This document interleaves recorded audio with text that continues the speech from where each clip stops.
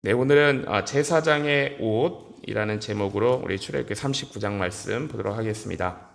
오늘 본문이 이제 뒷부분은 모든 것을 다 마쳤다는 내용이고, 이제 앞에 이제 거의 대부분이 대제사장이 성전 안에서 입는 옷을 만드는 내용인데요.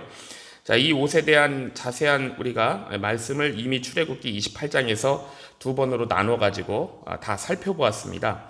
자, 오늘은 그래서 이 대제사장이 입는 옷에 대해서 한번 전체적으로 다시 한번 묵상해 보는 그런 시간을 갖도록 하겠습니다. 자, 이 중요한 것은 아무리 하나님이 기름을 부어 세운 제사장이라 하더라도 제사장 옷을 입지 않으면 하나님 앞에 나아갈 수 없다는 것이 중요한 사실이에요. 더욱이 하나님은 대제사장에게 더 아주 특별한 옷을 입게 하셨습니다. 제사장이 하나님 앞에서 제사장 직무를 수행할 때 아무 옷이나 입을 수가 없어요. 만일 그렇게 하면 그 제사장은 즉시 죽임을 당합니다. 자, 그 이유가 뭐냐면요, 하나님 앞에서 가장 중요한 것은 죄를 제대로 처리하는 것이 가장 중요하기 때문이에요. 자, 병원에서 가장 중요하게 생각하는 것은 병을 고치는 것이죠. 그래서 병원에서는 아주 이 위생에 있어서는 아주 철저해야 됩니다. 마찬가지로 성전에서는 죄를 치료하고 또 인생이 변하여 새 사람이 되는 곳인데, 그래 제사장은 죄에 대해서는 아주 철저해야 하나님 앞에 설 수 있다는 거예요. 제사장에게 옷이 필요했다는 것은요, 우리 인간의 알몸 상태는 죄에 빠져 있다는 것을 의미합니다. 인간이 타락하기 전에 우리 창세기 처음 에덴에 보면은 옷이 필요가 없었어요. 옷을 입지 않아도 조금도 부끄러움이 없을 정도로 우리 인간의 몸에는 하나님의 빛이 있었고 하나님의 영광이 있었습니다. 그런데 인간이 범죄한 후에는 우리 몸이 변했고 수치심이 이제 생기게 된 것이죠. 그래서 범죄한 인간은 그 무화과 나무 잎으로 자신의 수치를 가리고 있다라고 그렇게 성경이 말씀하고 있습니다. 그러니까 하나님께서 죄 지은 인간들을 낙원에서 쫓아내시면서 가죽옷을 입혀가지고 만들어서 입히셨어요. 이것이 이제 대단한 중요한 사실을 우리에게 말씀하는 것입니다. 인간의 수치스러운 그런 알몸을 가리기 위해 한 짐승이 죽었다는 것을 우리에게 말씀하세요. 자, 물론 사람들은 이 가죽옷이 무엇을 의미하는지 잘 알지 못했을 텐데, 세월이 많이 흐른 후에 하나님이 이스라엘 백성들에게 이 성전을 짓게 하시면서 제사장에게 입힐 옷을 만들게 하심으로 우리가 그 의미도 많이 알게 됩니다. 자, 이 옷은요, 인간의 모든 죄를 하나님 앞에 가릴 수 있는 의로운 옷이에요. 아무리 제사장이라고 해도 이 옷 입지 않으면 하나님 앞에서 죽는 겁니다. 결국 이 제사장의 옷이라고 하는 것은 나중에 우리 이제 예수님께서 오셔가지고 십자가 위에서 달려 돌아가심으로 우리에게 입혀주시는 의의 옷을 의미하는 거예요. 자, 우리 예수님의 보혈은 우리의 모든 수치를 다 깨끗게 해주셨습니다. 그리고 우리에게 그 예수님의 의를 우리에게 덧입혀 주신 거예요. 자, 물론 이것이 옷은 아니지만 우리가 예수님의 이름을 의지하고 나아가게 되면 누구도 우리의 과거의 죄를 들춰내서 우리를 수치스럽게 할 수 없는 거예요. 자, 우리 마태복음 22장 1절부터 14절에 보면 우리 예수님께서 제자들에게 왕의 잔치 비유를 말씀해 주셨습니다. 어떤 왕이 아들의 혼인 잔치를 위해서 먼저 초청을 했던 사람들이 있었는데, 이 사람들이 아무 소리 안 하고 가만히 있다가 막상 잔칫날 모두 초청을 거절하고 보이콧을 해버렸어요. 자, 그러나 왕이 그 잔치를 취소하지 않고요, 처음에 초청하지 않았던 사람들을 초청했습니다. 그래도 자리가 많이 남았어요. 그래서 이번에는 길거리로 나가가지고 이 거린들, 그 다음에 장애인들, 가난한 사람들 다 초청을 했습니다. 자, 왕의 잔치에는요, 반드시 그 왕이 준비해준 그 의복을 입어야 됐어요. 자, 왕이 잔치에 초청된 사람들을 보러 갔을 때 모두 다 그 예복을 입고 있었습니다. 그러니까 이 사람이 가난한 사람인지 장애인인지 거린인지 표시가 나지 않는 거예요. 그런데 이제 한 사람이 예복을 안 입고 자기 옷을 입고 있었습니다. 자, 그 왕이 이제 그 사람에게 왜 예복을 입지 않았느냐 이렇게 물으니까 아무 대답이 없어요. 자, 아마 이 사람은요, 아무나 다 잔치에 초청돼서 왔으니까 이 잔치를 시시하게 그냥 생각했는지도 몰라요. 그래서 아무렇게나 그냥 와도 되는 걸로 생각했는지 모릅니다. 아니면 왕이 주는 그 예복보다 자기가 입고 있는 그 옷이 더 멋지고 아름답다고 생각했을지도 몰라요. 자, 그렇지만 왕은요, 이 예복을 입지 않은 사람, 그리고 잔치의 청함을 받고도 오지 않은 자들을 모두 어두운 데로 끌고 가서 죽이라 그럽니다. 자, 그러니까 이 천국이라는 것은요, 우리의 어떤 자격으로는 결코 들어갈 수 없다는 거예요. 천국 문은 참 이상한 문이에요. 내 노력, 내 공로로 들어가려 그러면 정말 이 바늘구멍처럼 작아져서 절대로 어느 누구도 들어갈 수 없는 문이에요. 자, 그 대신에 나의 자랑의 옷을 다 버려버리고 예수님의 옷을 입고 들어가는 자에게는 천국 문은 활짝 열려서 누구나 들어갈 수 있는 것입니다. 자, 그래서 이 어떤 의미에서요, 이 제사장이 누구냐 하는 것보다 더 중요한 것이 뭐냐면 제사장의 옷이다라고 얘기할 수 있는 거예요. 하나님은 이 제사장 개인을 보고 제사를 받으시는 것이 아니고 그 옷을 보고 제사를 받으시는 거예요. 그러니까 옷이 너무나 중요한 거죠. 이스라엘 백성들이 하나님 앞에서 멸망하지 않고 존재할 수 있는 것은 어떤 개인의 신앙이 좋아서라기보다는 제사장이라는 직분이 있기 때문에 하나님 앞에서 멸망하지 않고 존재하는 거예요. 자, 제사장이 이 옷을 입고 하나님 앞에 서서 기도하면 하나님께서 모든 진노를 그 옷으로, 하나님의 진노를 그 옷으로 다 막을 수가 있는 것입니다. 자, 구약 시대는요, 이 제사장의 옷은 이제 시간이 지나면 이것도 낡아지겠죠. 또 제사장이 죽으면 다음 사람에게 이걸 물려줘야 됩니다. 자, 그렇지만 우리에게 있는 대제사장은 부활의 영광의 옷을 입고 하나님 앞에서 우리를 위해 언제나 기도하시는 분이세요. 그래서 히브리서 7장에 보면 이렇게 말씀하죠. 저희 제사장 된 자의 수요가 많은 것은 죽음을 인하여 항상 잊지 못함이로되 예수는 영원히 계심으로 그 제사 직분도 갈리지 아니하나니라고 말씀하는 거예요. 자, 예수님께서 하나님 앞에서 이 대제사장의 옷을 입으시고 우리를 위하여 매일 기도하시기 때문에 우리에게는 심판이 없다는 것입니다. 자, 그러나 이런 대제사장이 없는 사람들은 언제나 하나님의 진노를 달고 다닐 수밖에 없는 거예요. 자, 그들에게 언제 하나님의 진노의 심판이 임할지 모르고 또 진노의 심판이 임하는 순간에는 바로 이제 지옥길인 것이죠. 자, 그러나 하나님의 백성들은 하나님 앞에서 그들의 모든 죄를 가릴 수 있고 그들을 하나님의 은혜 아래로 또 이렇게 있도록 간구하시는 대제사장 예수 그리스도가 있으시기 때문에 우리는 언제나 안전한 것입니다.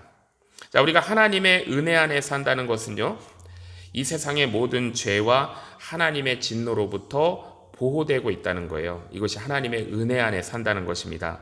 자, 그러니까 우리 이제 하나님 백성들은 마치 이렇게 어떤 보호막이 있는 것과 같은 거예요.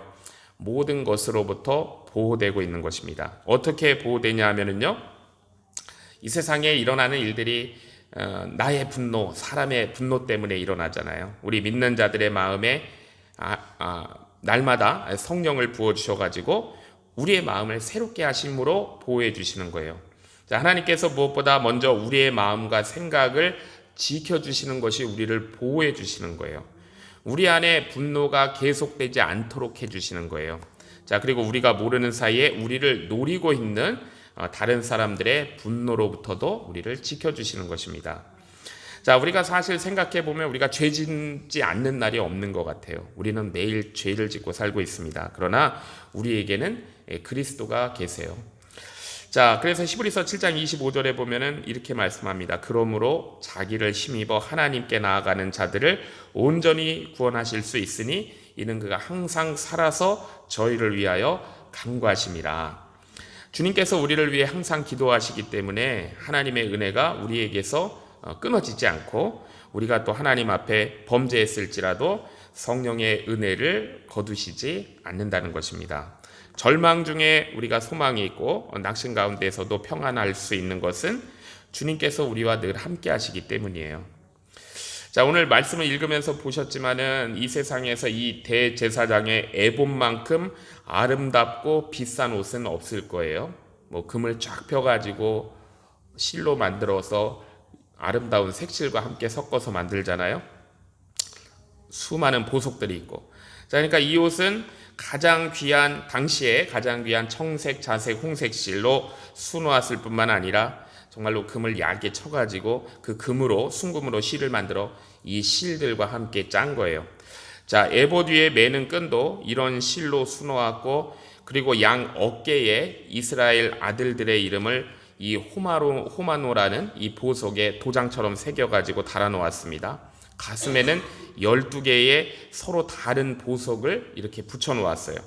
자, 이 보석들은 우리가 아는 것도 있고 우리가 모르는 보석들도 있습니다. 자, 이것은 너무나 진귀한 것들이에요. 그래서 하나님 앞에서 이스라엘 백성들의 아름다움을 나타냅니다. 대제사장이 입는 옷이 바로 하나님이 이스라엘을 보는 그런 모습이에요. 하나님께서 이스라엘을 어떻게 보시는가를 우리가 이 옷을 통해 알 수 있습니다. 먼저 어깨에 대한 이 커다란 두 호마노를 7절에 보면은 하반절에 기념보석이라고 부르는데요. 이것은 하나님께서 이스라엘 12지파를 하나님께 늘 12지파를 상기시키는 보석이란 뜻이에요. 기념보석. 자, 하나님이 이렇게 내려다 보실 때 제사장에서 가장 먼저 보이는 이 어깨 부분에 있는 보석이고, 여기에 새겨진 그 12지파의 이름이죠. 자, 이 호마노에 새겨진 이름이 굉장히 눈에 잘 띄는 겁니다. 물론 하나님께서 이스라엘을 잊어버리실 리는 없지만 이스라엘 백성들은 그 사실을 잘 잊어버릴 거예요. 너무나 평안해도 하나님을 잊어버리고, 또 너무 어려워도 하나님 앞에 내가 있다는 것을 잃어버려요. 자, 우리가 조금 어려운 일 당하면 하나님이 나를 버리신 것은 아닌가, 날 사랑하시지 않는가라고 생각하면서 포기하기도 쉽습니다. 그렇지만은 우리의 이름이 이 호마노의 도장처럼 새겨져서 늘 하나님 눈앞에 있다는 것, 그래서 우리가 그걸 믿어야 된다는 것을 우리가 또 이렇게 묵상을 할 수가 있고요. 자, 그 다음에 모든 이스라엘 자손들의 이름이 이렇게 호마노에 새겨져서 하나님 앞에 제출되어 있는 거예요. 그래서 그들은 언제든지 대제사장을 통해서 하나님께 말씀드릴 수가 있는 것이었습니다. 자, 그러면 오늘 우리는 어떠한가? 우리는 우리의 대제사장 되시는 우리 예수 그리스도를 통해서 하나님께 우리의 이름이 제출된 거예요. 자, 우리의 일을, 그래서 우리의 이 삶을 주님 앞에서 내려놓고 말씀드리면 하나님께서 우리의 이름을 기억하시고 계시는 것이죠. 자, 이것은 우리가 하나님 앞에서, 하나님 존전에서 거절당하지 않는 가장 확실한 보장을 우리에게 보여주시는 거예요. 예수님을 통하여 또 우리를 자녀 삼으셨잖아요. 하나님께서 우리를 거절하지 않고 우리의 기도를 들으신다라는 것입니다. 자, 그 다음에 가슴에 매달려 있는 12개의 보석은요, 12지파가 얼마나 존귀한지를 말씀하시는 거예요. 그래서 10절에서 13절에 보면 제사장 가슴에 달려있는 12개의 보석은 이스라엘 백성의 12지파를 의미하죠. 자, 그러나 이것은 변하지 않을 때의 모습이 아니고 말씀으로 변화되었을 때의 그 아름다운 모습을 나타내는 겁니다. 자, 이것이 또한 모두 다 보석인데 색깔이 같은 것이 하나도 없는 다 다른 보석이에요.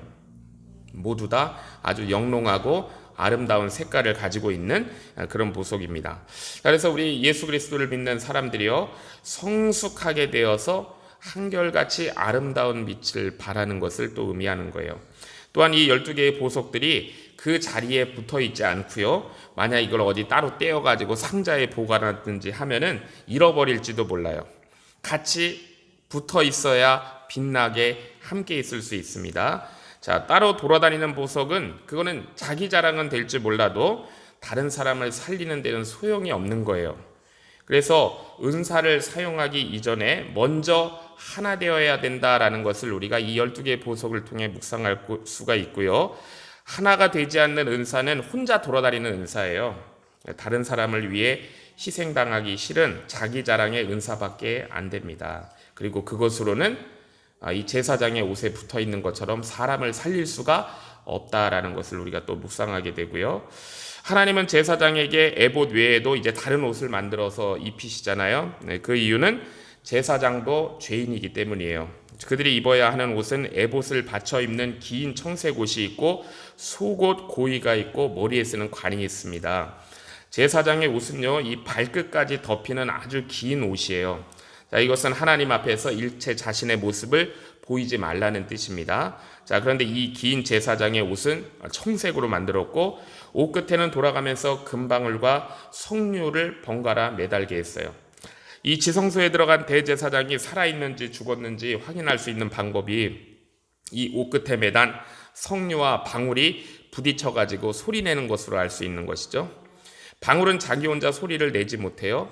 석류와 부딪혀서 소리를 내는데 이 유대인들은 이 석류를 말씀으로 생각을 합니다. 그러니까 겉은 거칠고 굉장히 이렇게 투박하지만 그 안에는 정말로 아름답고 그런 맛있는 그런 것이 들어있죠. 이게 이제 말씀과 같다는 거예요. 제사장이 지성소 안에서 음식일 때 이 방울과 석류가 부딪혀갖고 소리가 나면 살아있는 것이고, 소리 나지 않으면 제사장은 하나님 앞에서 죽은 거예요. 마찬가지로 하나님의 교회도에 항상 방울 소리가 나야 됩니다. 그냥 방울만 흔들어서 나는 소리가 아니고 말씀과 부딪혀서 나는 그런 방울 소리가 나야 된다는 것이죠. 그 말씀이 살아있고 말씀이 울려 펴져야 교회가 살아있는 것이고, 말씀의 소리가 없이 또 양심의 감각도 없는 교회는 죽어있는 교회가 되는 거예요. 자, 그리고 하나님은 제사장들이 이 속옷을 입게 했습니다. 고의를 입게 했는데 이스라엘 백성들은 더운 지방에 살아서 그랬는지 이 속옷을 잘 입지 않았어요. 그런데 하나님께서는 제사장에게 반드시 이 속옷을 지어 입히셨습니다. 자, 이것은 이제 인간이 워낙 부패한 본성을 가지고 있어서 하나님의 성전 안에서도 어떤 불순한 생각을 할 수 있기 때문이에요. 하나님은 그것을 알고 계시죠. 물론 이 속옷을 입는다고 해서 생각 자체가 근본적으로 달라지는 것은 아니겠지만 평소에 입지 않던 것을 입게 하심으로써 하나님 앞에서 나의 감정이나 내 생각을 조심하게 하신 거예요. 그래서 우리가 기도하거나 또 저 같은 경우에 설교하거나 또 찬양할 때도 우리가 함부로 내가 혈기를 부린다거나 우리가 악한 생각을 하면 안 된다라는 것을 묵상하게 됩니다. 자, 그 다음에 또 하나님은 제사장의 머리에 이 관을 씌우고 여호와께 성결이라고 도장을 새겨가지고 관의 전면에 붙이게 하셨어요. 자, 이것은 이제 제사장이 자신의 생각까지 잘 통제해가지고 하나님께 온전한 제사장의 직분을 다 할 수 있도록 하는 그런 장치입니다. 우리 인간의 생각은 사실 울타리라는 게 없잖아요. 어떤 생각이 들어와서 우리를 지배할 수도 있고 얼마든지 우리 생각 가운데 악한 것들이 들락날락 할 수가 있는 거예요. 그래서 머리에 여호와께 성결이라고 패를 붙이게 하신 것은 인간의 생각 자체가 거룩하지 않다는 것을 의미합니다. 자, 우리는 언제든지 악한 충동을 받을 수 있다라는 것을 의미하는 거예요. 자, 그런데 우리가 그런 것들을 하나님 앞에서 진실되게 고백하면은요, 그 우리를 지키게 되어 있어요. 하나님 앞에서 고백할 때. 자, 그래서 우리가 늘 기도가 필요한 것이죠. 우리가 어떤 만남이나 우리가 예배 전에 또 우리가 어떤 일을 하기 전에도 우리가 이렇게 바르게 할 수 있도록 우리가 기도를 해야 되는 것이죠. 자, 제사장의 이 아름다운 복장은요, 사실 하나님 앞에서 우리 인간의 이 본성이 어떠한 것인가를 우리에게 또 알려주시는 거예요. 그리고 그것을 덮는 역할을 하는 것입니다. 자, 우리가 예수 그리스도의 십자가를 의지하면은요, 벌거벗음의 수치를 당하지 않는 거예요. 우리가 다른 옷을 입으면 하나님 앞에 설 수 없지만 우리가 예수 그리스도의 피의 공로를 의지한 의의 옷을 입으면 우리가 당당하게 하나님 앞에 설 수가 있는 것입니다. 자, 우리 모두 이 대제사장의 가슴에 달린 이 아름다운 보석이 되어야 할 텐데요. 그래서 영원히 빛나는 아름다운 주의 성도들 되시기를 주의 이름으로 축복합니다. 기도하겠습니다. 하나님 아버지, 오늘 주신 말씀을 통하여 우리가 오직 예수 그리스도의 십자가 공로와 의의 옷을 입고 하나님께 나아갈 수 있음을 다시 깨닫고 또 진리 안에 거하게 하시니 감사합니다. 저희들 연약하여 날마다 죄짓고 넘어지는 존재이지만 우리에게 영원한 대제사장이신 우리 예수님 계시고 우리를 위하여 항상 간구하시는 그 은혜로 우리가 심판이 아니라 은혜 가운데 살고 있습니다. 하나님 아버지, 우리가 세상의 옷을 벗고 날마다 그리스도의 의의 옷을 입고 살아가게 하옵소서. 우리의 교만과 자랑을 내려놓고 오직 주의 은혜만 의지하는 삶을 살게 하옵소서. 우리의 이름이 주님의 생명책에 기록되어 있음을 믿고 어떤 상황에서도 낙심치 않고 주의 인도하심과 보호 안에서 담대히 살아가게 하옵소서. 또한 우리 연합교회가 하나님의 말씀이 늘 울려 퍼지고 우리의 양심이 깨어 있으며 서로 하나됨으로 더욱 아름답고 생명력 넘치는 교회 되기를 소원합니다. 우리 각 사람이 대제사장의 가슴에 달린 보석처럼 주님 안에서 서로 연결되어 빛을 발하고 하나님께 영광 돌리는 삶을 살게 하여 주시옵소서. 예수님의 이름으로 기도하옵나이다. 아멘.